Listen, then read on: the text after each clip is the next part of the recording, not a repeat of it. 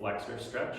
So we get a lot of patients that come in the office and say they feel like their hip flexors are tight, which are the muscles that are on the front part of our hip. So if we're sitting for long periods of time or jumping into some pretty intense activity, a lot of times they can get the sensation of them being very tight and shortened and stiff. So a stretch we can do for that, we get into a lunge position. Great. And a big cue for myself is imagining if I have a belt on, I'm going to try and tilt my belt up towards the ceiling. So a lot of us will find ourselves in anterior pelvic tilt. We want to neutralize that for the stretch. And then from there, I'm going to have Charity slide forward. So imagine if your front knee, you're trying to get your knee over your toes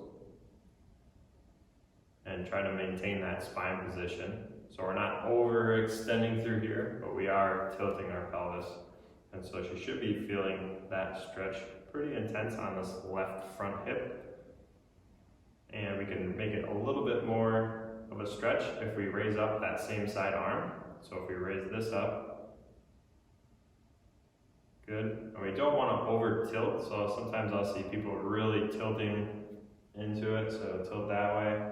We can tilt just a little bit, but we don't want to overdo it in this position. Good, come on back. So that is the hip flexor stretch or iliopsoas stretch.